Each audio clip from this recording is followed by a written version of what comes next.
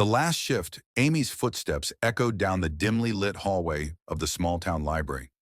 It was her last night working there before heading off to college, and the building's eerie silence had always unnerved her. The library closed at 9 p.m., but she often stayed late to finish shelving books or sorting returns. Tonight was no different, except for the strange tension in the air.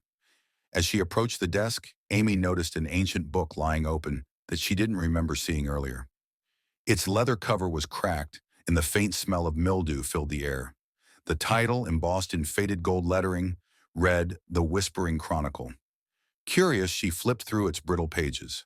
They were blank, save for one faint inscription on the inside cover. "Speak, and they will come." Amy chuckled nervously.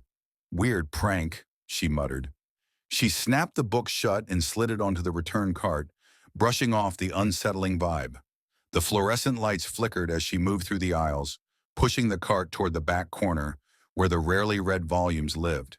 The shadows seemed to stretch longer than usual, pooling in the spaces between the shelves. She felt the distinct sensation of being watched but dismissed it as paranoia.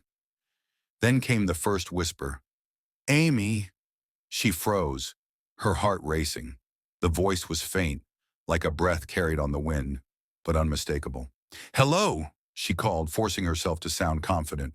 Her voice echoed, unanswered. Amy shook her head. "It's just your imagination. Last shift jitters." But as she turned to reshelve another book, the whisper came again, louder this time. "Amy! Why did you speak?" Her throat tightened. The words didn't make sense, yet they filled her with dread. She scanned the aisles but saw no one. The library was locked, and she was alone. Wasn't she? The whisper became a chorus, faint at first but growing louder with each passing second. It was no longer one voice but many, overlapping, murmuring her name, growing sharper, more insistent. Panicked, Amy abandoned the cart and bolted toward the front desk. As she passed the tables and chairs, shadows shifted unnaturally, as though they were alive, watching her every move. She reached for her phone, but it wasn't on the desk where she'd left it. Instead, the Whispering Chronicle sat open again, its blank pages now filled with frantic, scrawled handwriting. Her name was repeated over and over, each letter etched as if clawed into the paper.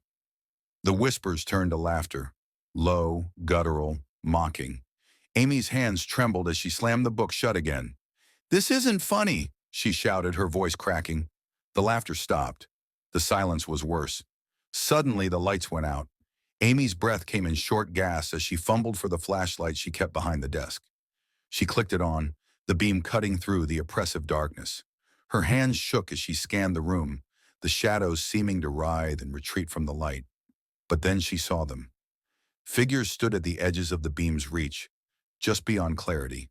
Their forms were warped, wrong, too long, too thin, faces obscured, but eyes glowing faintly.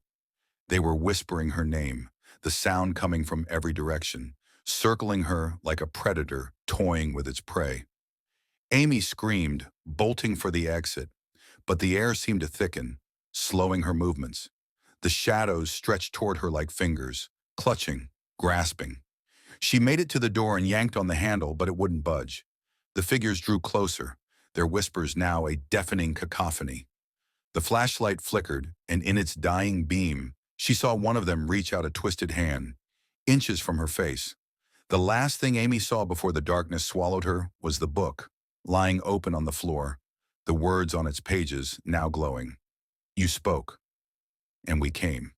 The next morning, the library staff found the building empty. Amy was gone, her phone and bag left behind. On the front desk sat the Whispering Chronicle, its pages blank once more.